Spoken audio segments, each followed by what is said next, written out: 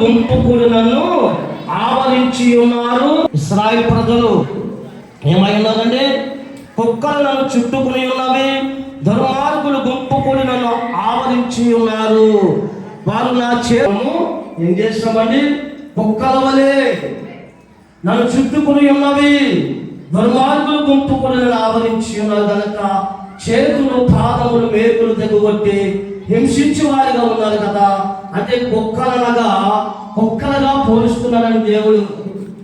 కుక్కలకి జ్ఞానం ఉంటుందంటారా? ఉండదండి. కుక్కలకి జ్ఞానం ఉండదు.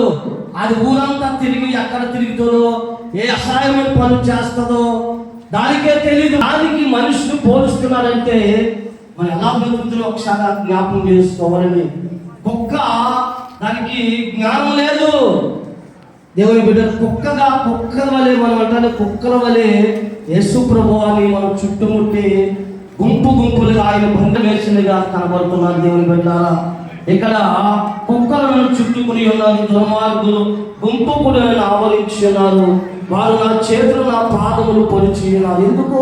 మన కోసం రక్తం చిందించి ఆయన దెబ్బల చేత మనకు స్వచ్ఛత కలుగుతుంటే, ఆయన వల్ల మనకు మేలు కలుగుతుంటే, ఆయన వల్ల ఆశీర్వాదం ఏమిస్తున్నామండి ఆయనకి? మనము దుర్మార్గపు ఆలోచనతో, స్వార్థంతో, కుక్క బుద్ధి కలిగి మనము తిరుగుబాటు చేసే వారిగా కనబడుతున్నారని ఇక్కడ లేఖనం బహు స్పష్టంగా తెలియపరుస్తుందండి. మరి దేవుని నుంచి దూరంగా తొలగిపోయి ఇష్టం వచ్చిన దానికి మళ్ళడం అన్నది పాపాలకు మూలము.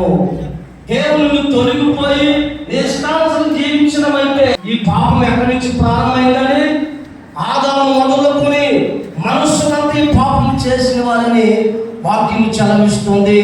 పాపం అంటే ఏదో అనుకుంటున్నాం మనం. దేవుని మాట వినకపోవటమే పాపం అండి.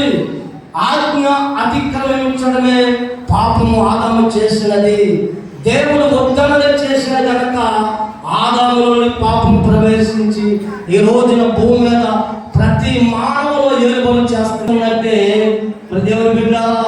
మరి ఒక్కసారి ఇర్మియా గ్రంథము 2:13 చూడండి.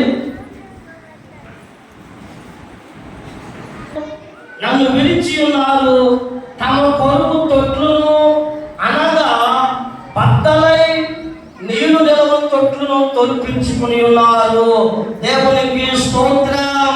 మరి ఏమైనా మన దేవుని నుంచి అనగా బద్దలై నీళ్ళు అంటే బొట్టు నా జనులు అనగా 2 నేలములు నన్ను విడిచారు, వారి ఇష్టానుసారం సొంతంగా వారు ఏర్పాటు చేసుకుంటున్నారు.